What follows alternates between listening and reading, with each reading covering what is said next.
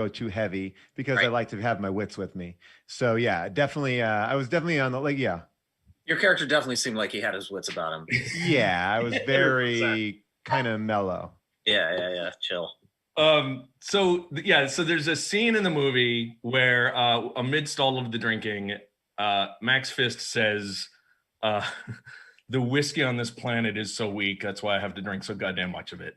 And then the kid he's talking to, Hamster, says, space whiskey, you had space whiskey. And so the maniacs at Legion M thought that 0.4 seconds of dialogue was an interesting enough window into the universe of Chromium that they would make space whiskey, right? So now we have from page to screen to liver, we have space whiskey. I got a couple bottles of these, so I want to bequeath this one to you. This is Amy Nicholson, who is my darling, and also she is the co-host of a podcast Unspooled with Paul Scheer. So there's a lot of keeping it in the family. You may have this bottle, but now you must pour it for us so we can all start to enjoy it. Indeed. Are we all opening our whiskeys now? I think we're all open them. Let's ask some questions here about this whiskey, because I know some people say that you should put water into whiskey to open it up, or you should put ice in it. Like how are we supposed to be enjoying this?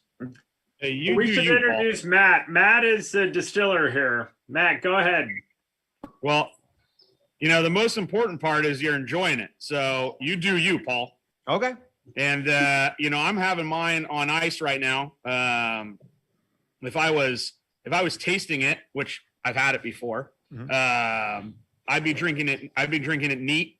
And but no splash, no little tiny water splash when you taste it neat.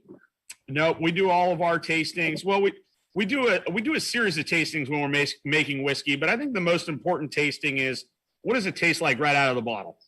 Right. That's the expression that the distiller had intended for you. Now, so there's no breathing or any of that nonsense. It's just like, are you saying we shouldn't have even put in these fancy cups with the giant ice cube tray that I got? We should have just right out the bottle. No, I'm saying it's all good. I'm saying however you drink whiskey is how you should drink this one. And I get the barrel sent to my house. I uncork the barrel and I go under it, and whatever I get in my mouth, that's how I taste it, and that's the way. The best way. You can run a tube from the barrel, maybe directly into any room in the house. I do it on the weekdays at work, but I like to class it up on the weekends and put it in a glass. Well, let's have a toast to, first of all, to Lost Republic Distillery for making space whiskey, and to Legion M for getting it made, because you guys are bananas crazy, and to all of my friends here who worked on the movie, and let's sip some whiskey and see what happens. Cheers. So while you guys are enjoying, I'll tell you my perspective of how this thing got started. I got a phone call one day, and this guy calls me and literally starts the conversation. Hey, can you make me some space whiskey? And I thought, what? What is this guy on right now? And it was Paul, and it was a serious question. And now, after seeing the movie, I completely understand. But we love the concept, and got to work right away on putting together a 90 proof. Because you can't have an 80 proof space whiskey. We tried to make it strong, so that Max Fist would be proud of drinking it. And we started to get the blend together. And while we were getting the blend together, Paul and Mandy started to get the label together, and kind of came together pretty easy, actually. How long does it take from inception to for the first bottle to be made? Yeah, well, we cheated on this one. We had this is a blend of several batches, and these batches were produced, half of the whiskey was produced in 2012, and half the whiskey was produced in 2015. And actually those two components are kind of drastically different. So both are the same mash bill. The mash bill is the grains that we make the beer out of. So this is 75% corn, 21% rye, and 4% barley. And then from making the beer, we put the beer in a still and we distill it multiple times to concentrate the alcohol and actually purify. Distillation is a process of purification. So we remove a lot of the flavors and unwanted compounds that we don't want in the whiskey. And what's left, the hearts, we take and we barrel down. So the 2012 product was put into. Wait, can I stop you about that? What are the hearts? Good question. So when you distill whiskey, ultimately you put beer into a pot and you start boiling it. And at different temperatures, different things are going to convert from liquid to gas. And so depending on the temperature, we know exactly what's coming off of the still, meaning turning into gas. And then as that gas rises and hits the top of the still, it condenses and turns back into liquid. And then if you've ever seen moonshiners, the Piggly Wiggly that comes off of the side collects that distillate. So the stuff that comes off early, we call the heads. The stuff that comes off late, we call the tails. And the stuff that comes off in the middle, which is ethanol, we call the hearts. And the hearts is what we're after. The hearts is what goes into the barrel and ultimately ends up in your glass. I You have say a question. ethanol? Oh yeah, alcohol, baby. I mean, I don't know if other people here have seen The Martian, but like The Martian is all about growing potatoes in Mars, and that had me wondering if the very first alcohol in space would be vodka instead of a whiskey. Oh, good question, That's Amy. a really good question. Yeah, Matthew, if you were making, if you were the first distillery in space, making the first space spirit, how would you do that? All right, so first, a little technicality on the potatoes. So in order for it to be whiskey, it needs to be made out of grain. So we gotta pearl ourselves back to the grain part. I would probably actually make it out of malt or malted barley. I'd make it out of barley. I'd try to grow barley, and then what a lot of people are familiar with winemaking, right? Winemaking, you crush the grapes and there's already sugar in the grapes. The grapes are sweet. And so you add yeast and yeast eats the sugar and turns it into alcohol. And then you're done. With beer production though, the grain, the seed is stored starches. So there's no readily available sugar. So what we end up doing is we take the barley and we sprout it. And this is the process of malting. And as the seed sprouts, it creates an enzyme that'll break down those starches into sugar. And that's the process of malting. Then we kill off the little plant and we steal the enzyme and mix it up with other grains. And that's how that's how we get the sugars. Then we can add the yeast. Yeast eats the sugar, turns it into alcohol, and then you have beer, right? And then you take the beer and you put it into a still and you concentrate those alcohols, and then you have whiskey. And so barley is the easiest grain to malt. So I think that's probably where I'd start. And you'd actually get more of a Scotch tasting characteristic out of that. We call whiskey here in the United States that's primarily made out of barley single malt. And in Scotland they call it Scotch. So I think that's where I would start if I was to make whiskey in space. Is just barley. I didn't know that whiskey started as beer. Starts as beer. Yeah, I didn't know that No either. idea. Crazy that I've never known that. I've never heard that. Yeah. So if I took like a can of Budweiser and boiled it all day long and then poured it through like a sieve, would I just have like technically the world's most awful whiskey? I mean, it depends on how good you are at distilling it, but yeah, you would have. Well, I've been boiling down Bud Light. Budweiser would and be fine. Yeah. I boiled down Bud Light. I got water, and that was pretty great. I was pretty impressed with that. That feels legit. Yeah. I like So- this, like a boiling a beer whiskey challenge as opposed to all the sourdough of quarantine. I think, I mean, Paul, I know you long enough that I feel like I should challenge you to make a whiskey. All right. Look, you're in. Then let's do it. Okay. Hey, Matt, the brown color, does that come from what color is it before it goes into the barrels? Completely clear. Yeah. Yeah, it's completely clear. So when we make bourbon specifically, and this whiskey right here is a bourbon, which means that it's made from at least 51% corn. Corn is a very neutral grain. There's not an immense amount of flavor, and so it's a nice white canvas for us to paint on. And in the whiskey world, what we're doing is we're showing off the barrel in reality. So a lot of the flavors that you're picking up right now and all of the color comes from the barrel. So if you're picking up caramel, vanilla, cinnamon, even maybe a little banana, that's all barrel attributes. Because it's a banana barrel. So you know, when you think of spirits, you often think about where they're from, how they're made. You know, we're talking about the distillation process. In the world of oak, it's the same thing. Where's the oak from? How is it charred? Is it air dried versus kiln dried? And all of this process that goes into making the barrel will create different flavors.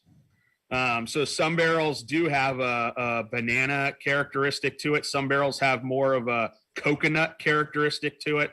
Do you think? Yeah, it's a whole different thing. Like some kind of, I don't know, NASA like hull of a space shuttle to make a barrel, so that it could have been space whiskey distilled from some kind of, like, if we got a piece of metal that had actually been to outer space and back, or maybe, I don't know, could you put meteor rocks? Well, I'm sort of just curious, like, if I boil a Tecate and then put it in an empty peanut butter jar, would I make a better whiskey than Paul will? Oh, wow. This is interesting. Probably. Yeah. All right. The challenge is thrown. You mean because it'll have characteristics of peanut butter? Absolutely. I mean, we're not trying to dethrone Matthew here. I mean, I don't want to get into this game and have to start competing with you, Matt. Look, at this point, yeah. Do I have a bunch of oak barrels? Yeah. Do I have a bunch of steel barrels? Sure. Do I have a kiln? Yeah. I don't know how that comes into play, but I got one. Yeah. And I don't want to do this. I don't want to start putting beef jerky into barrels and having a jerky based whiskey. But if the gauntlet's thrown, Amy, I'm going to have to do it. I'm going to throw the gauntlet. So be ready for this. Paul, don't worry. Based on the conversation so far, I'm not too worried about the competition. I'm curious what everybody thinks if if we weren't on Earth and we didn't have corn and we didn't have barrels and we didn't have guys like Matthew living in places like Healdsburg, California, what would space whiskey taste like? Well, just toilet wine, basically. Yeah. Yeah, look, this is prisoners have been drinking this for ages. So when Max Fist says, I come from another planet, it's super strong there, it's way stronger than this, it's not because he's in some refined crystalline future. It's because they suck at making spirits and he's just, like squeezing the fungus out of like whatever grows underneath the prison cell toilet. It's like, yeah. Whatever the most efficient way of getting alcohol into your body and at full barrel strength is what he's doing. Mm-hmm. Mm-hmm. That'd be my guess. So Matthew, you've kind of come through, you're like the atmospheric layer of our planet protecting us from the horrors of pure space whiskey. I mean, maybe they got some cool grain that I don't even know about. I just read a comment that I think is a fair comment. The other big attribute that adds to the flavor of the whiskey is the water that we use. The majority of whiskey is water. And somebody just commented that they would probably use, water from the crystal caverns. So who even knows what attributes that would add to the whiskey? I don't know. Pink whiskey. I gotta say, I will say that, Matthew, I enjoyed it when I first took it out and I had it neat, and then I put some ice in it, and I feel like it's opened up in a different way. And it's really nice. So they both were very nice, but yeah. So one thing that is I still haven't perfected explaining to people, but as you add water to alcohol, not only it's not a straight dilution because heat is created. Water and ethanol combination creates heat. And so as you create that heat, you're also changing all of the compounds and restructuring them. So when you add water to whiskey, you're not just diluting it, you're changing it. So when you say that it opens up and you're getting new notes, you're exactly right. Those were flavors that were trapped that are now opened up and exposed, and the whiskey changes. The whiskey's dynamic. So it's like What when if I gamma do- radiation floats into your DNA and transforms you into a man who can like stretch and turn into bricks or something. Right. Very similar. It's basically that. Basically, yeah. It's a cosmic You sword. guys, I mean, the whiskey is never, I mean, this isn't full barrel strength whiskey, right? Don't you guys add water to it to make it, so that it's not like 120 proof and just awful to drink? Yeah. So when we put it down into barrel, these particular batches actually went into barrel at 120. Yeah. We have what's called the angel share. So we lost a little bit of alcohol to the air, and it came out around 117, 118 proof. And then we proofed it. We added water to get it back down to 90 proof, where I felt that the wheelhouse was for flavor and such. I mean, they like, I've had rye whiskeys that, I've got a I don't know, Pikesville or something rye whiskey that's like 110 proof, and it's actually pretty good. But you have to be really careful with that stuff. Like, one glass and you're like hammered. Yeah. Is that like, be careful, everyone. Be careful. Hey, so I'm curious about this from everybody, but Matthew, starting with you, because you've devoted a lifelong passion. When was everybody's first sip of whiskey in their lives, or the most memorable first, or maybe in the case of whiskey, most unmemorable, most forgotten? I have a very terrible interaction with it, which was I was going to school, college. I was much more on the beer, flirted in the Zima world, whatever it was. We were drinking, it was fun. And then when I got to college, I remember it was St. Patrick's Day in New York, and we went hard. And one of the worst ideas we've ever had was to make a smoothie, because we thought it was going to be healthy, but we also put whiskey in those smoothies. And all I remember is waking up in my bathroom in my apartment, which was way further down from where I was actually hanging out and had those smoothies, just covered in dollar bills. I don't know how I got down there, but it was a terrible experience. Did you frame that dollar bill and put it up on your wall? And it was like, this is my first dollar I ever made being hilarious. I know. To me, I was like, I don't know. I have an idea that I was paying for a cab, and then I got in and probably ran to the bathroom to puke and just threw it up in the air like I was a dancer at some sort of a club, and covered myself in dollar bills and just laid on the floor, a disgusting mess. Glenn, what about you, man? What was your early whiskey memory? I believe it was breaking into my best friend's liquor cabinet with him, like it's weird because this was like 9th grade. So to me, and we were like pretty good kids. Like, we were going to like a super academic school and stuff. We weren't like the bad kids. But in my mind, I was like, man, that's like, we're getting after it pretty early here.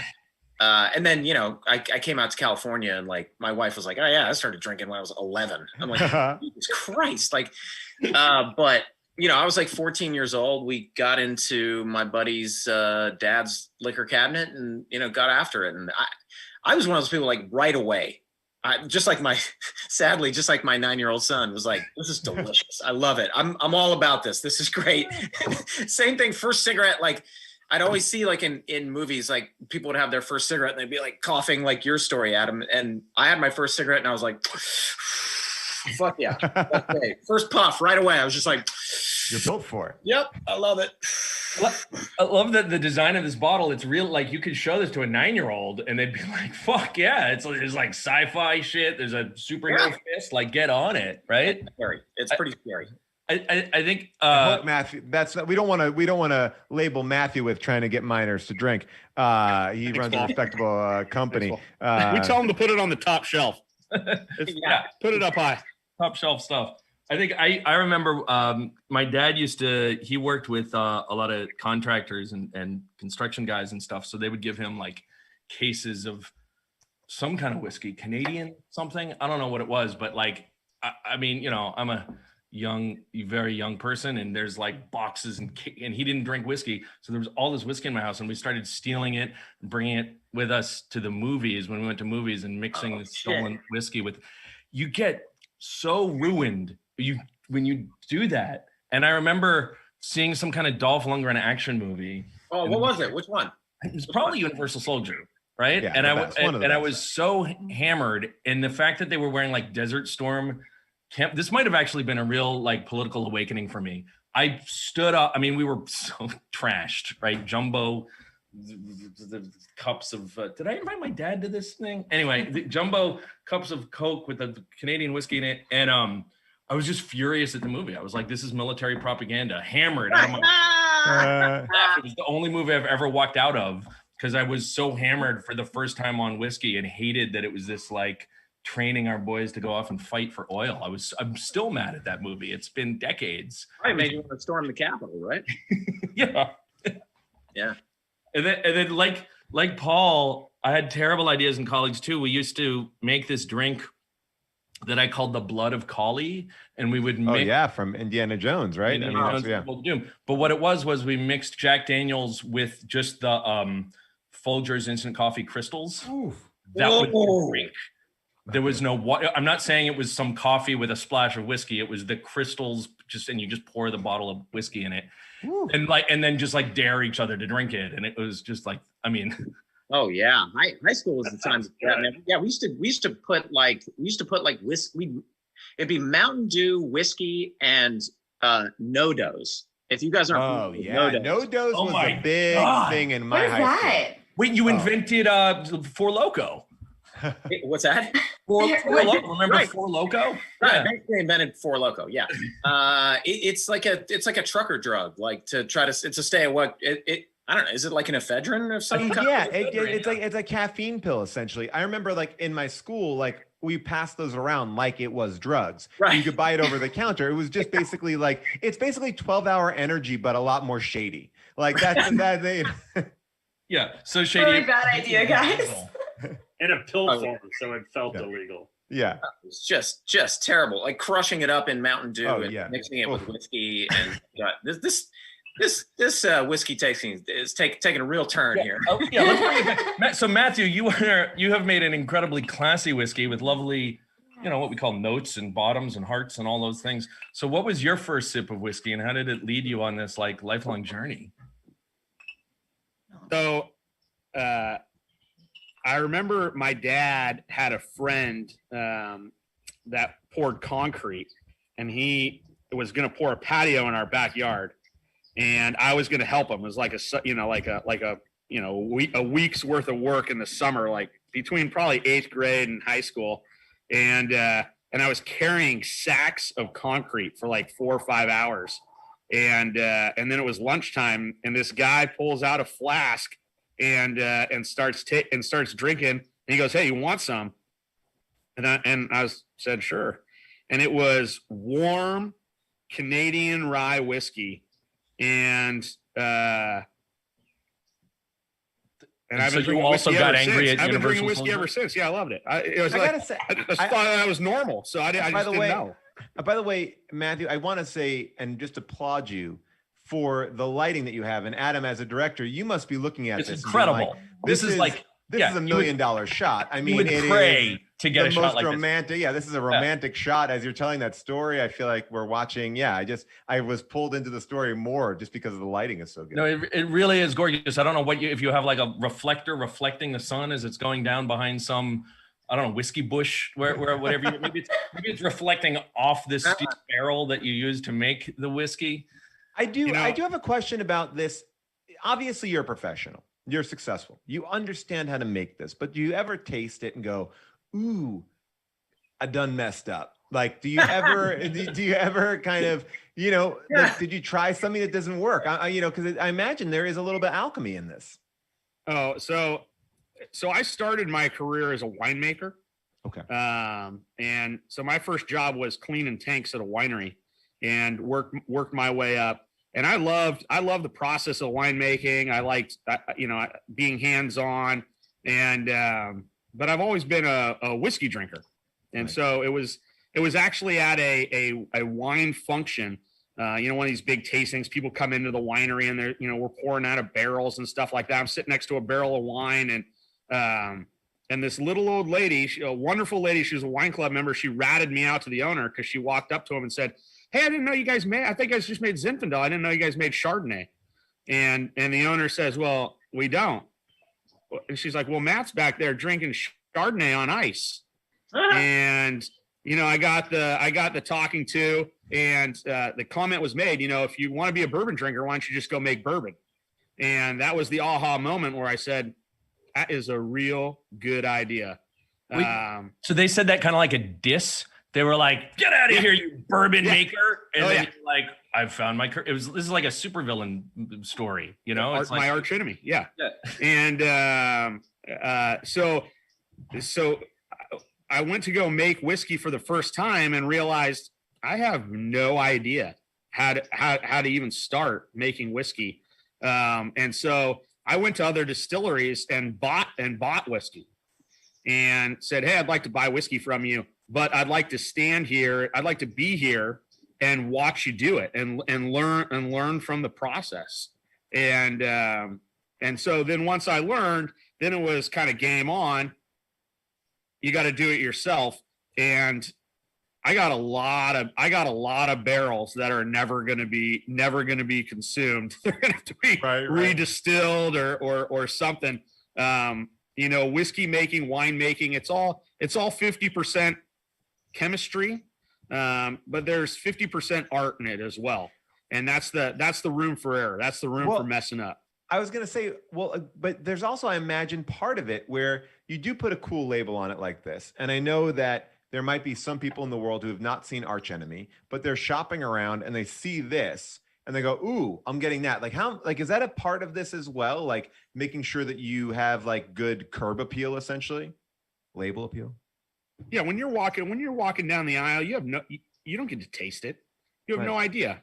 Right. So you're looking, you're thinking, well, what am I going to get? You go for the coolest. You pick your price point, you go for the coolest bottle in that price point, right? But here's the thing is you take it home, you drink it, and if you don't like it, you're never going to touch it ever again, right? So, I have this saying it's one thing to get the bottle up on the shelf. It's another thing to get the bottle pulled down. It's another thing to get the bartender to say, "Oh, you want to try something good? Try this one. If you want to make a good cocktail, use this one." If you're going to the store and you're going to buy a bottle, get this one. And the whiskey's got to be good for that to happen. So the label matters. That was part of the whole point of when we created the label of Archenemy Space Whiskey was, also to promote the movie, of course, right? To make a really amazing tasting whiskey, to, have something that you could drink while watching this epic movie, but also, of course, to promote the movie even further. So that hopefully when someone is, going to their favorite liquor store and browsing the shelves, they're like, "That is a badass label and I'm going to try that because it's awesome." I mean, I pick my wines based off of, if there's a horse or a dog on the label. So, my whiskeys now I choose based off there's a fist on the label. Mandy, I'm going to tell you, I got really burned. I picked a beer that had a Ferris Bueller kind of homage on it. And I brought so much to that beer, and I don't know what a Ferris Bueller beer would taste like. I don't think that they drink in Ferris Bueller, and I was so disappointed by my Ferris Bueller beer. So I will tell you though, this is not going to be disappointing to you. This is gonna pay off. This is gonna work. Mm-hmm. Yeah, this is a nice. So Mandy, what was your first whiskey drinking experience that made you think someday I'm gonna? Oh, you guys, it was really embarrassing. So, well, first of all, I will say, I've dedicated my life to licensed merchandising and bringing fandom, into clothing and accessories. But I never once thought that I would license an alcohol. And it's been a really fun experience because it's completely different from other categories. There's a lot of laws, a lot of regulations you need to follow and all that good stuff. So thankfully, Matt was absolutely incredible going through all that process. And I learned a ton along the way. But my first whiskey experience was very, very embarrassing. It was actually the first time I ever got intoxicated ever in my life. So my friends and I went to a college that was nearby. We were in Oklahoma, so, boondocks. I never drank in my entire life. And the whole point was just to have like one drink and just have some fun. Like no one was going to get drunk. nothing crazy was going to happen. But I'm 4'9", and I didn't know that I am a lightweight. So just one drink and I was smashed, and I was the only one that was drunk. It was so embarrassing. It was just a horrible experience. So since then, thankfully, I've learned my my ability to balance. Hey, by the way, Lisa Whalen has joined the party. I don't know. Maybe we want to hear about Lisa Whalen's first whiskey experience. Yeah, I'd like to hear that. I'd like to hear that. Does everyone know who Lisa Hi, is? Lisa. Can we introduce Just Lisa? so everyone knows, Lisa Lisa- Whalen is one of the producers on the film, and runs Spectrovision, which is one of our favorite production companies out there. Totally rad. So yeah, Lisa, what was your first whiskey experience? I actually am like a whiskey is my regular.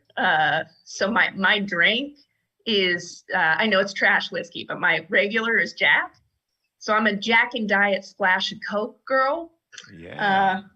I was also born in Indiana, by the way. Wow. So I'm feeling a lot of kinship to this whiskey. I feel like it was made for me. Well, it was kind of. Yeah, actually, that's exactly what happened. But I started with whiskey because, again, Indiana, like it just, you're basically born with it. They just pop it right in the bottle, and but they really do, though. Like a lot of parents and grandparents, they still use that old timey recipe of like, oh, my kid's a little upset. Give him a little bit of whiskey and he's fine. I mean, yeah. And look, I've been through the pandemic. If I use some of that whiskey, I think that would have really made this better. This last year with my kids, I have a 4- and 6-year-old. Can give them the whiskey treatment. Yeah, well, I will admit that the whiskey that we got was shipped to my house, and I was supposed to distribute it to Elijah and Daniel, my partners in the company. I have not done that. So Is that because those bottles are all empty now and you're like, oh yeah, it's in the mail? Ah! There's a couple of them left. All right, not many, not as many as I received. But again, like Paul said, I don't even know how old my kids are. A 5-year-old and a baby. It's like, eek. Oh, thank you. So. You guys are making me question one of the fundamental stories of my childhood, which is like my first whiskey drink was a Jack and Diet Coke. And my dad said it was an accident. We were at a big Christmas party at his boss's house, and he went to the bar and he ordered a Jack and a Diet Coke. I think he told me he intended it to be 2 separate drinks, but they gave him the Diet Coke, what looked like it gave it to me, and I got wasted. I was like 9 years old. Oh, wait, you didn't. Oh, shit. Wow. So he gave me this Wow. Diet Coke. at the That's party. the greatest. Why were you drinking Diet Coke so young, Amy? Yeah, really. That's the other question. They're both. Really watched it was, yeah. But yeah, so like, I think I've hated Jack because of that, but now I wonder if my dad lied and he was just trying to get me drunk on purpose so I wouldn't like ruin the party. Wait, you no. thought you being trashed would mean you don't ruin the party? Yeah, I would think it'd be the opposite. Yeah, that's true. Turn you Yeah, into like, total dominate maniac. the dance floor. It certainly did create. I mean, you are definitely the whiskey aficionado of this duo. relationship, Although I'm loving it. So I have barely had a drink at all in like a year and a half. Mhm. When I went into shooting Archenemy, I always like, when I make a movie, I'm like, don't drink at all. It's like so much focus. Like I'm afraid to have like one sip of beer. And then that rolled right into the pandemic. And I was like, well, now the world's on fire. So I don't want to, I have this thing where I drink less as things get more difficult because I don't want to rely on it. And then, so I think across the entire past year and a half, I've had 2 beers, one at Glenn's house because he's such a corrupting influence, and one on my first session of playing Dungeons and Dragons, which has become like the main thing I've been doing during the pandemic. So this is the first time I've even With had. Joe? Have you been playing with Joe? No, I've been playing in a competing game with other cool people that are not Joe because Joe did not invite me to his game. So we created. I've been invited to that Joe game and then the pandemic hit. So that was a real bummer for me. Oh, really? Yeah, I really want to go to that game. I think that this whiskey would pair very well with Dungeons and Dragons. Yeah. Actually. Yeah, man. It's got Paul, do you think that the pandemic happened because they didn't want you to join the game? I'm thinking that I appreciate that question. I'm thinking that they caused the pandemic with the dark magic that they're doing in that cave down there. You get Vince Vaughn to start throwing spells. Right. We're going to get COVID. I think we know that's true. No good can come of it. He's a very powerful man. Yeah. We know for a fact. Hey, Kevin, what's up, Kevin? I know you said you had a question. This is my buddy Kevin. Some of you guys must know Kevin. He's a great filmmaker. I actually do. She's actually got the question. Well, the question is for the whiskey expert, Matt.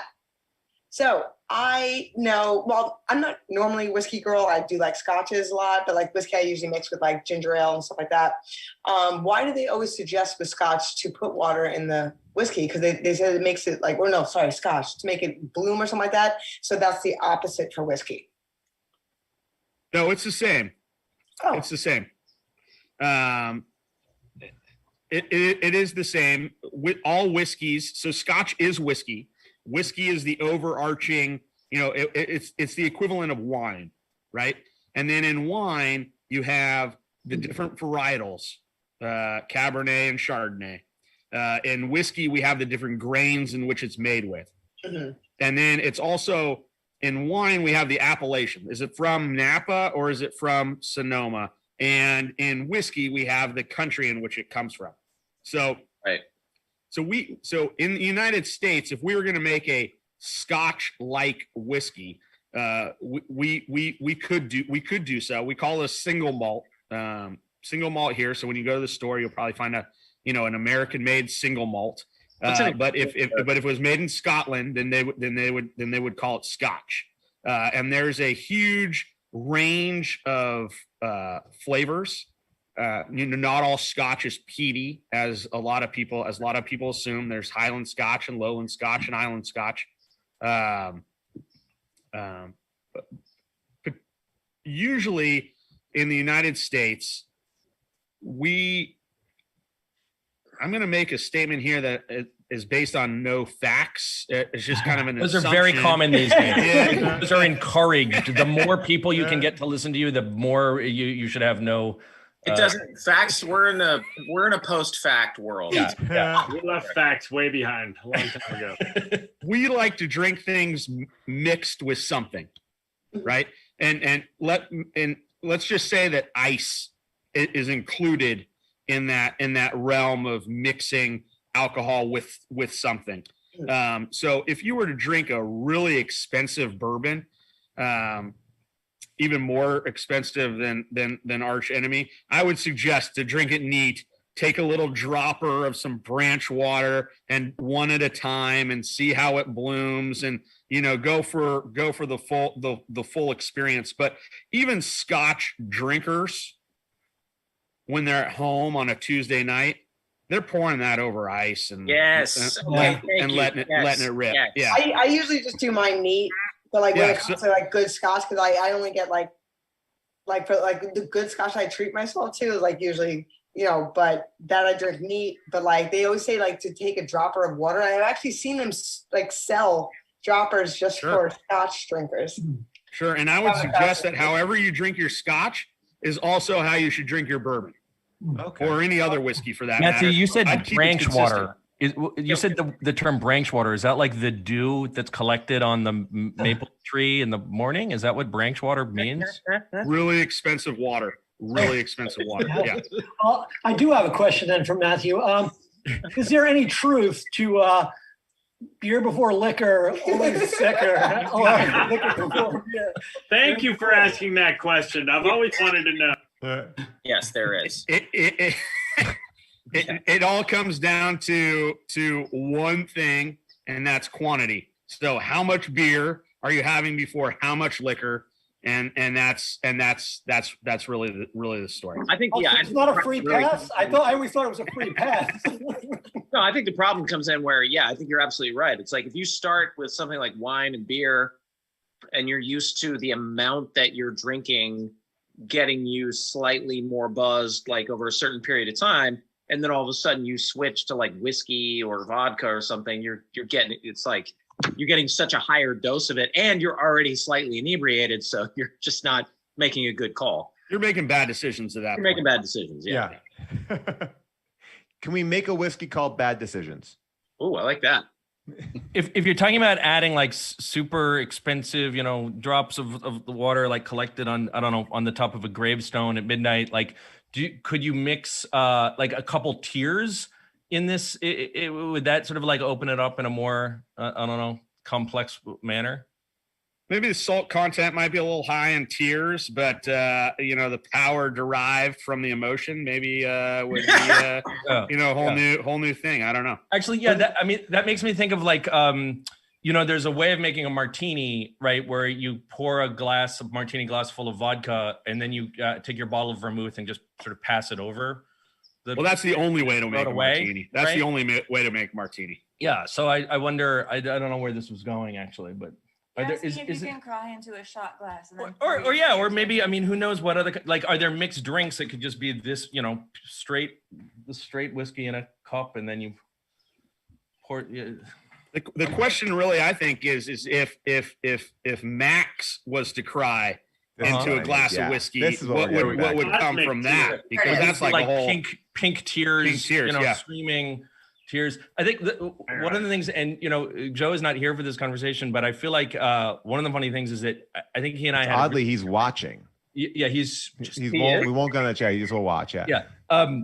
Was that I wasn't sure if it's actually the case that there is such a thing as space whiskey. Like, to me, it was like he's just lying about some bullshit to explain why he likes to drink so much whiskey. And he said, well, it was so much stronger in space, right? But Joe himself, because actors will read a script and every element becomes this like clue for how they interpret the character. And so he'd say things like, right, so on Chromium, like the whiskey was much, much stronger, right? So I was like a really tough, and it's like, there's such a gulf of, and there's no truth in that, but I find that fascinating. Adam, that reminds me, I think I've told you this story, this great Daniel story. Daniel now is on. What's up, Daniel? I've just been lurking quietly. I was playing Dungeons and Dragons with Joe and Vince Vaughn, so I'm sorry. There's this great story about Nick Nolte, how he would find a reason for his character to be a drinker. So on the director's commentary for I forget which, it's a Sidney Lumet film that they came in for the first rehearsal, and Nolte said, I think this guy drinks. Yeah, and he found some proof. He's like, here, and it says he's got, he has a kitchen. So why would he have a kitchen if he wasn't a heavy drinker? And he smokes a shit ton of cigarettes too. Yeah. And Matthew, I think that smokes and drinks. Matthew, I think the chat also just wants to, ask you: are you team Meghan and Harry, or are you team royal family? Mm-hmm. Oh, Jesus fucking Christ! Can we just nuke anybody who's bullshit? Adam hates the royal family. We don't want to get near this. He wants them all to be. But yeah, aren't they on Oprah tonight? We're competing against it right now. Right now, right now, that is happening right now. So Ignore Paul Scanlon. There's nothing else to see. No, don't go anywhere. No, we're just drinking. While we have everybody here, I do want to do a big toast to all the Legionnaires, all the Legion M people who, as a collection, were able to help us get this whiskey made. So thank you. Cheers to all of you. Let's have another. Thank you. Cheers to the Legion. Cheers. Cheers to the Legion. Cheers. All right. More and whiskey. anyone that doesn't know what the Legion is, so we're a fan-owned entertainment company, and our whole goal is to unite entertainment fans together so we can back amazing creators like Adam to make kick-ass movies, and work with people like Lisa and Daniel and Paul and Glenn and everyone else here. So thank you. They're also the entire reason why we can make stuff like this. We were able to do this is our second consumables product. We also did cheddar goblin macaroni and cheese from Mandy, and now this. So good. They go really well together. The best stuff. Does that pair? What is the pairing? This is dinner tonight. 100% pairs. 100% guaranteed to be throwing up. No, it legit pairs. I just did it a minute ago. My kid's reading cheddar goblin mac and cheese. That's a real thing that just happened. My God. I mean, is there you boil the mac in the whiskey? No, don't get that way. Just enjoy it the right way. Yeah, you don't have to mix the whiskey. You're gonna turn it back into beer, Adam. Yeah. Right. Yes. What if we turned it back into beer? And then the leftover would be some kind of like denatured, I don't know, cheese. I guess what we're saying is that Legion M's Twitch needs to turn into a cooking channel. So Mandy, get on that, and let's start. All over it. Adam, please make some more movies with food in it and alcohol, so I can just run wild, please. I appreciate No, that. it's better making the drinking movies than the depressing movies. There was no. I have a question for Paul Scheer. Paul, what magical camera are you using? You look like Greta Garbo. We're a year in love with you. I'm falling into your eyes. We're a year into this pandemic, so I like to step it up. I feel like most of my meetings are this way. I need to know what is that tech? It's a Sony A600 with a Sigma f1.4 30mm lens. Fuck off. Did you really get that? God, really? Yeah. Hold on, I'm writing that down. It's not. You look airbrushed. Yeah, No, it isn't. Oh, so that's bokeh. what. That's interesting. So it really is. So you're actually using like a nice lens. That's what this is. Oh, absolutely. You I got weren't a Sigma fucking around lens. with a zoom filter. It's actually a cinema lens. This is a Sigma lens, which is really great. An f1.4 30mm lens. Now I want to invest in like a Panavision anamorphic lens for my web meeting. I like check in with my dad to make sure he's okay. I want like the same, By the way, is Paul, are you making up that lens name? Is it different every time? Yeah, always different. I'm basically using one of the cameras from the Flintstones. There's a little bird inside. It goes, anti-living. And he's got to move very quickly to keep it up to the moving images. So it's really tricky. And if you take off the lens and zoom in, Paul looks like Ren and Stimpy. Yeah, exactly. What's happening? Well, this has been amazing. I don't want to ghost anybody, but I have to leave. But it was a lovely talking, everybody. Thank you for this whiskey. And I'm just now, take care of myself like this. But I love you all. Bye. Yes. Thank you, Paul. Bye. Thanks, Thank Paul. Thank you. He went quick too. No opportunity to ask him a question, say goodbye. It was just like Paul Scheer out. Ejector seat. Yeah, I know. I think he accidentally revealed the secret about his lens, and then he was like, "Holy shit! I never said that out loud before. I gotta get out of He here. just called me Ren and Stimpy. I gotta get the fuck out of here. We're never hearing from him again." I can't believe I told him about the 4-1007 Jedi. 7 ratchet 4x7. I gotta stop. Hey, Glenn, I have a question for you that I've been waiting to ask you since I watched Archenemy the first time. Yeah. Your character of the manager is just such a like dynamic, scary, but also like heavy character. I just want to know like what took you into that role. I gotta know.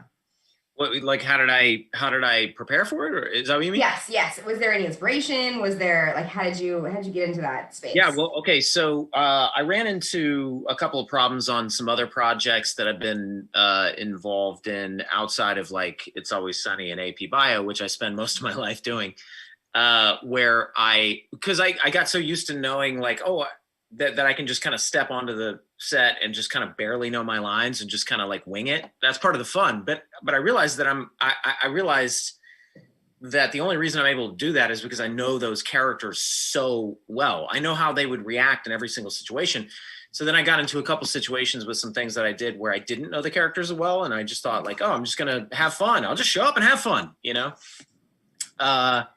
But luckily I learned that lesson before this. So I just did a bunch of, kind of the typical actor-y stuff, like knowing how my character would react to every situation and also just honestly like rehearsing it over and over and over and over and over again, which is not something I usually do. I like to feel spontaneous, but what I realize is that I can really only feel spontaneous if I really know who the character is.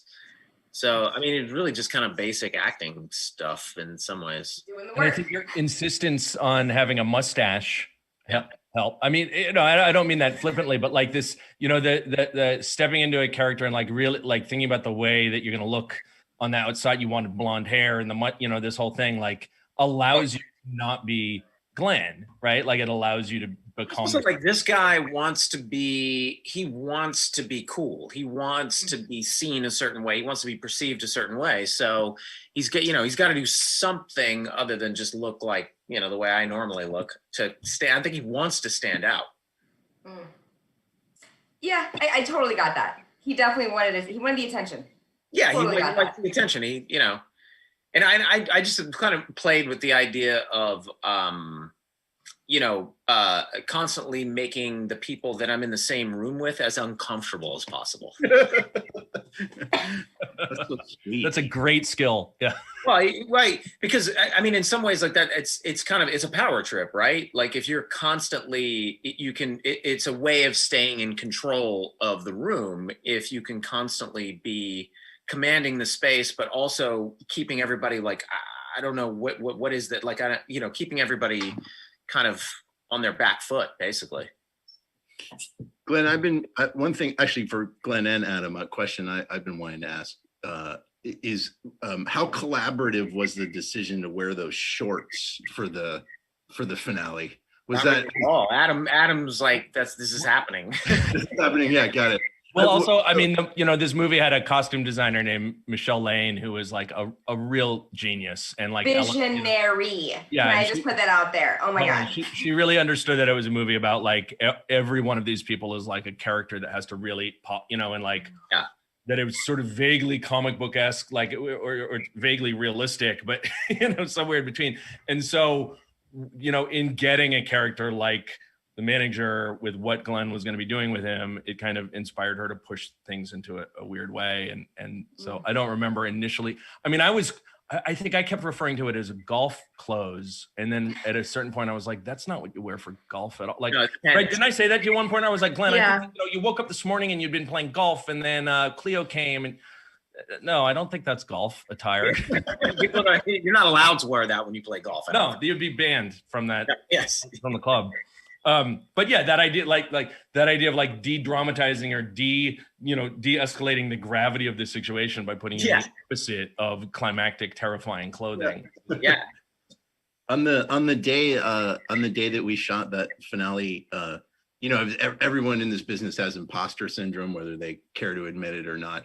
I had this incredibly humiliating moment where I very aggressively said goodbye to your stand-in, Glenn. Yeah, I just couldn't understand why you were being so cold to me as I was, and then the costumer who was dressing him didn't help me. So because I was sort of behind you, I was like, "Hey man, I'll see you, Glenn. Hey, it's Daniel Noah, Glenn." And then I figured it out, and no one said, the stand-in didn't say anything. I just walked. It wasn't that wasn't the stand-in. I think that was actually our fight choreographer, right? Oh, got it. Okay, got it. Oh yeah, I guess he did all of the fighting and all of the stunts, but also dressed up like Glenn. And it must have been so weird because you and I had multiple like very deep and intense, like long conversations at that point. You and I? Yeah, well, yeah. I mean, we've had many conversations at that point. No, sure. No, to be clear, I was like sort of behind you. Like, you know, there was a lot going on, and it's not. I didn't look into this man's eyes and think it was. No, you. no. I meant that must have been weird for you to have that person you had multiple conversations with, just like not even. I just couldn't process what was. I was like, what is maybe? Because all you could see was those tiny shorts and a blonde mustache. Yeah. There's not two people that look like that. Well, in fact, except when there is. Yeah, there's literally two people who look like that when you're doing fight choreography. So I should have known better. I don't know how movies are made. That's the truth. Well, you've done okay so far. Yeah, so far so good.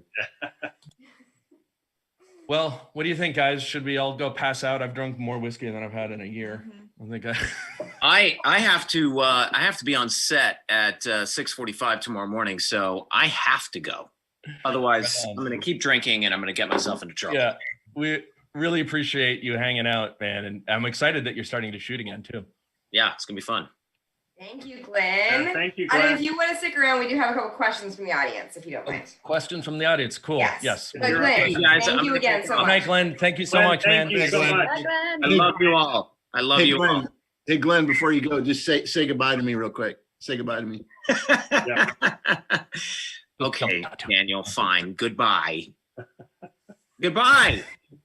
Daniel, goodbye. Oh, you son of a bitch. Yeah. You're even. I'm in this now, mode. If we keep You're talking, even. I'm gonna pour more into this cup, and it's gonna be I think it to be a wild ride in a minute. All right, everybody who's on camera with us right now, all the Legion members, who's got space whiskey in front of them? That's space. Yeah. Whiskey. Nice. Cheers, guys. We're doing a screenshot. Should we do a screenshot? Let's do a I screenshot. believe Michelle. screenshots. And we're Liquor gonna before beer, never fear. Right? Is that how it goes? That's how that goes. Well, Matt, really, I mean, you did an amazing job. I mean, the feedback, I mean, I'm not a bourbon, drinker necessarily, but like, I really like this. And, the feedback has been unanimous from everybody that's tried it. So we're really grateful to you. It's really good, dude. You are a good distiller. Oh, I forgot to tell you, sometimes we go up to Hellsberg for Thanksgiving. So the next time we're up there, I want to come and see the distillery and see what you guys are doing and hang out. Come on by. Everybody's invited. We don't have a tasting room or anything fancy, but we got a pool table, shoot a game pool, and we wouldn't want fancy. No one wants fancy around here, Matt. That's what we like about you. Paul's been there. He knows how non-fancy it is. That's why he's playing it up. By the way, I should mention also that Matt was such a prince. He actually, when we started this project, he made like, what'd you make? 4 blends that he made, and that he created enough of it so that we could have like, I don't know, we probably had like 50 people local taste it, and to make sure that, we were giving Matt the feedback that he needed. But ultimately, I feel like we really landed on something special. Yeah, you guys, the tasting process was a real, pain in the butt. Work hours, and I got like 4 whiskeys in front of me. I'm trying to taste it. It was just a really bad day at the office. I have to say. Such a hard job. I have to dump on myself. I was complaining earlier today. I told my wife, I said, I gotta go to work. I gotta be on a Zoom tasting at 5, and she came out, and the table is, I'm sitting outside. The weather's perfect. I got the space whiskey. I got my cigar and all my, the cutter and the lighter. She's like, yeah, I got to go to work too, babe. Yeah, it's not too bad. Well, I want to give Matt props for one more time. So, when we did call him with this just kind of completely whacked out request, and so, Matt is his colleague lives in my neighborhood, and so I'm aware of Lost Republic. I called him up. I'm like, what do you think? And he's like, talk to Matt. So I talked to Matt, and one of the things that I love about Matt and Colin and the whole Lost Republic team is, as we were kind of getting into it, they're like, it's kind of interesting when you look at like the bourbon category. Bourbon's really popular right now. But there's no like sci-fi, there's nothing, every bourbon is like a different derivative of like a kind of like, it looks like a backwoods like label, like it's trying to be, it's a specific thing, and they're awesome, and I celebrate that. But it is interesting that there is no real like nothing. There's no nerdy whiskey, Paul. Just say it. There's no whiskey for nerds. There's no space whiskey. Yeah, space whiskey doesn't exist till now.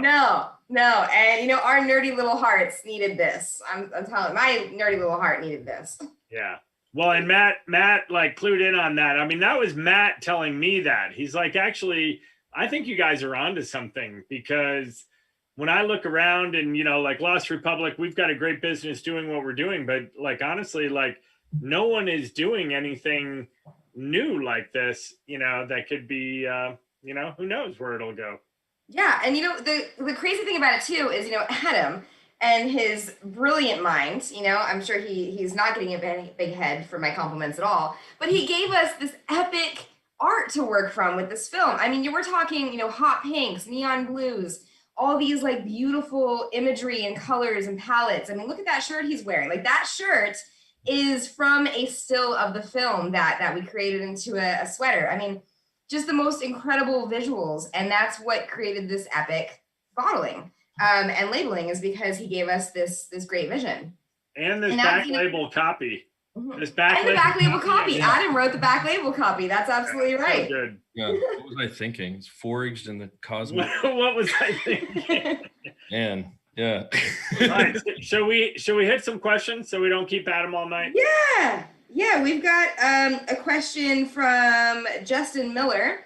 This might be for Matt. He says, I have a bottled in bond bottle. What does that mean? So the regulatory space of the alcohol world is pretty strict. And so everything that goes onto a bottle means something, right? So if you look at your Archenemy bottle, it says straight bourbon whiskey. Well, the straight means that it's been in barrel for longer than 2 years. Every distillery is bonded by the federal government, meaning the government comes in and they say, where are you going to make the whiskey? Okay, this is the space that you can be in, and that's your bond. And it used to be, and it still is for larger distilleries, that you had to have insurance to pay your taxes, right? So you had to have a bond. You had to pay for a bond at the beginning of the year, so that if you couldn't cover your taxes, they'd take your bond money. And so bottled in bond has several legalities to it. But ultimately what you're doing is you're buying whiskey that's made at the spot that they say it's coming from. So, if you look at the back of Archenemy, it says distilled in Indiana. So we actually produced half of this whiskey in Indiana at a distillery that was not ours. So it would not be considered bottled in bond. Interesting. Never would have gotten that from that. Yeah, I mean, there's all sorts of little nuances that you can pick up from the bottle, and it makes it. It's funny. Some of it's counterintuitive. So, the idea is to make sure that the consumer is aware of what's going on.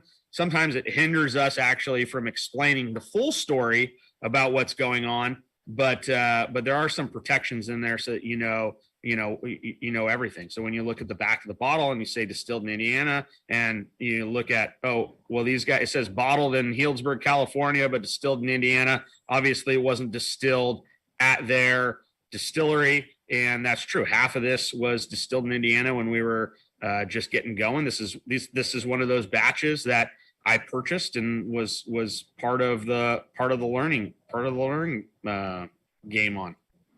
Interesting. Okay. If Mandy, if people out here are all everybody has a personal brand, how easy would it be for anybody to make their own individual, I made a short film called Explore the Darkness. Can I make Explore the Darkness whiskey to tie into it? Is that a thing? Call me. Call Matt. No. Call Matt.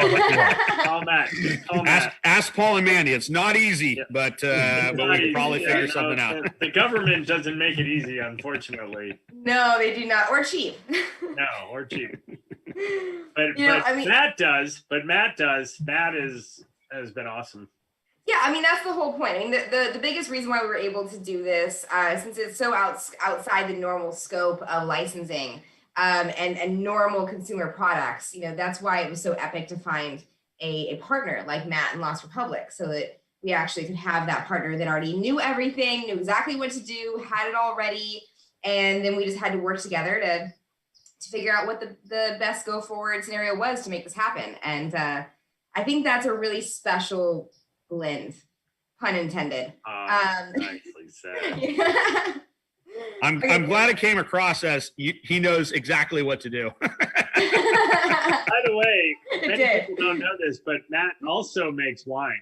So he didn't stop making wine, did you? No, we still make a little bit of wine. My brother's actually a winemaker, and so good wine too. We do it all. Couple questions from the audience. Panorama Jack asks, would it be possible to distill whiskey in space, like in zero gravity? would that actually be possible? It's a great question. No. Well, they did, but there is something. They distilled vodka in space. Yeah. So first, let me say that one thing that we had trouble with when we were putting together the label for this package was Paul and Mandy really wanted it to be called Space Whiskey. Mm-hmm. But space is actually a We place. still want it to be called space whiskey. Space is We, by the way, Matt, we haven't stopped calling it space whiskey. So it's not But called legally, Space it is Whiskey. Archenemy Space Whiskey. Keep going. And so the battle ensues with the government, but we'll see how that all shakes out. But in space without gravity, I do not believe that it would be. Well, first, let me say is that without oxygen, I don't know how we would come up with a heat source hot enough to maybe the sun, solar wise. There's a lot more for real this scientific. minute brain I love it. process. Well, you're in a distillery base, right? You're in like a space station, right? In a space station, I would say that it's probably feasible, and also Wait, hold on. Is probably Andy Weir on gets this done. call? Can we bring him in? He might be able to help with this. Where is he? I don't know. I would think that distillation is pretty standard in laboratory experiments. I would think that they're probably distilling in space, and my guess is whether NASA wants to admit it or not, that something's been distilled in space for consumption. Those guys are probably making some kind of weird hooch out of like whatever's growing on the inside of their helmets after they're up in. I mean, most of the people in the space station right now are Russians. There's no way they're not making something. I would think. Yeah. No, it's true. So just so everyone's aware of the joke we were making earlier, we weren't able to call it just space whiskey because you can't make claims, right? Whenever you are creating an alcoholic product, you cannot make claims that it's going to give you a crystal fist or that it is actually distilled in space. So of course there are things that you have to be careful of, things that you have to go around. So it is of course called Archenemy Space Whiskey and trademark pending. Right. Space whiskey can By the way, only there was a whiskey that was sent into space to age in space. That's what they didn't distill it in space, but I was just looking it up. They did send it into orbit and it came back, and apparently it was terrible after it came back from space. So I think we've got a better recipe for sure. Well, I think it's like champagne. Like it can only be space whiskey if it's from the space region of space. Otherwise, it's just Archenemy. Just a knockoff. And you still wouldn't be able to call it outer space whiskey. It'd only be inner space whiskey. Yeah. Right. Yeah. But still, we cannot say whether or not it is going to allow you to punch holes through time and space. So that's just your own thing. We can't say that it came directly from the cosmic source, but it was sort of inspired by the cosmic. Inspired by the cosmic source. But we can't say that it might not have come from the cosmic source. Anyway, so Dillagaffin asks, when are you going to do a cask strength run of space whiskey? I assume cask means strong or stronger. Yeah, so the whiskey, when it goes into barrel, goes in at about 120 proof and comes out at about 118, maybe a little lower than that, 117 proof. And just wait. You know what? I'm going to say this, Dillagaffin. I'm pretty sure your 90 proof is going to do you right. So just hang on to that, and we'll see what happens in the future. We may have put some blends together for a single barrel cask strength later on. We'll we'll see where it goes. Absolutely true. All right, you guys. Anybody have any questions on the Zoom? There was a question that I saw in here that someone asked how big the batch was. And so I don't know, Matt, if you want to talk about like the first batch and the second batch and how much of this amazing blend you would have going forward and how you'll be able to repeat it. Yeah. So, there's two ways of looking at a batch. There's the distillation batch, and then there's the bottling batch. So we do all of our process when it comes to distillation on large batch runs. So we do about 10,000 gallons at a time when we run it through. And that's one of the main reasons that you'll see distilled in Indiana, they have a very large still. So the reason for that is because the larger volume of liquid you have, the easier it is to maintain a temperature during distillation.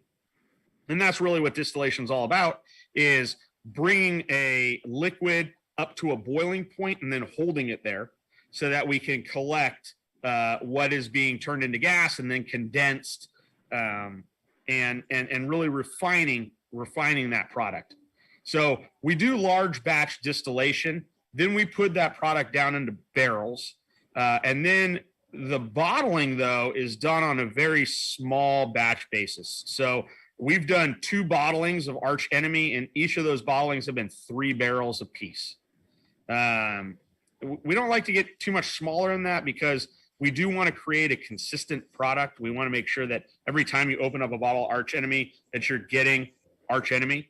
But we do keep the bottling relatively small, and the bottling's all done by hand at our facility. So there's 8 college students that thank you very much for your purchase and are living off of. I was just gonna say it was you, Matt, doing most of that. It used to be that if you bought a bottle of Lost Republic, either I wrote the batch number or my mom wrote the batch number. And there was a time when people would only want my mom's batches because they didn't want Matt's batch, they wanted my mom's batch. But we've been growing so much that there are a couple other people that write the batch numbers on there. Cute. I love that. All right, you guys. We have one more question that I'll take from Facebook. Ro Ang, I'm so sorry, I'm like totally butchering your name. Says, I'm not a big whiskey drinker. Is it smooth enough for someone like me? And I will answer the question first and say that I am not a whiskey drinker either, like whatsoever. However, I made myself a little whiskey sour. So I took some sweet and sour and some lemon juice and of course Archenemy space whiskey. And it's wonderful. Like I'm absolutely, totally enjoying this. I also have some ice in there that's now melted and it's bringing out the bloom of the whiskey that Matt has taught me about. And it's absolutely delicious. So yes, I would say that if you're not a big whiskey drinker, I mixed mine in with as a whiskey sour, and it's absolutely wonderful. And I'm really enjoying it. Anybody else? Yeah. So to speak to that, as I've been in the world of wine and whiskey, one of the biggest things to overcome is vocabulary, right? And we deal a lot in terms that are very ambiguous. So smooth, for example, is somewhat of an ambiguous term because it could mean several things. One is we could be talking about the alcohol content, and alcohol does create a burn that goes down the back of your throat, most notably in like silver tequila, which is very light in flavor but heavy in burn. And so we often worry about the alcohol content. The other thing that you could be talking about as far as smoothness goes is the flavor components. So, a lot of rye whiskey people drink rye whiskey for the pepper characteristic that gives you a real bite on the back of your tongue at the finish of the whiskey. And I particularly am not a fan of big rye whiskeys because of that bite. So I will say that I do think that Archenemy is very balanced in both flavor and alcohol. So I think that if you were to consume this, I don't think that you get a real tequila burn or silver tequila burn. I think that there's enough going on in the front of the palate that you're not so focused on the alcohol content. And I also think that the blend put together, there's no noticeable flaws or cracks in the road. You always stumble on the crack in the sidewalk. You expect the sidewalk to be super smooth, and that's always what I'm trying to put together when we put together whiskey, is a nice smooth sidewalk that you're not gonna trip over. Now, if you don't like whiskey, there's not a lot I can do for you on that So my suggestion is you try it and see, and that's really, people ask me all the time, particularly in wine, like, oh, how do you know so much about wine? I wish I knew more about wine. Well, there's only one way.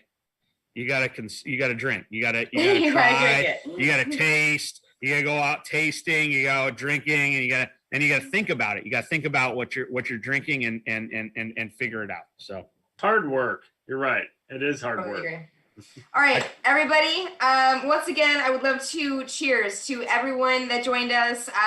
Glenn Howerton, Paul Scheer, Adam, Egypt Mortimer, who directed the movie and gave us this incredible story to work off of. Matt and the entire Lost Republic team who actually created this for us and made it real. And to everyone in the Elysian that makes all of our crazy, amazing ideas actually possible. Cheers. To Daniel. Daniel, and the Sectorism team, absolutely. Yep. Keep doing what you guys do. It's amazing. Thank you so much, Adam. Thank you guys. This was awesome. Cheers, everybody. If you have not seen Archenemy yet, which you have no excuse not to have, but we're going to roll the trailer for you right now so you can check it out and then immediately go rent it or buy it right now. Right on. Thanks, guys. Peace out, Thanks, guys. everyone.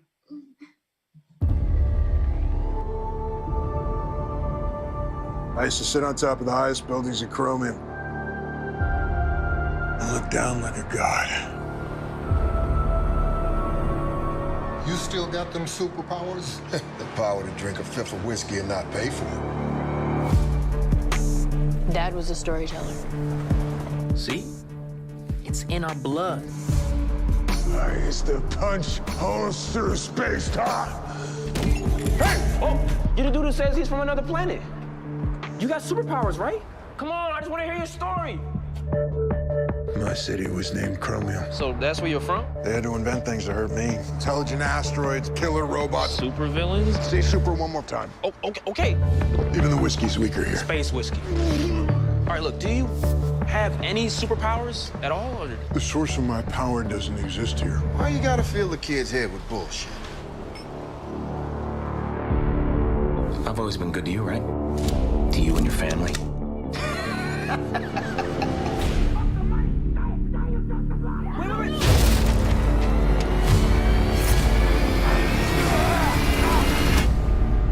You're risking our lives to hang out with some homeless man? Max didn't have to do any of this to help us. They will find you and they will kill you. So what are we supposed to do? You fight the war. Fuck. Get Max Fist. We're gonna play a game! Where's my brother? You look insane.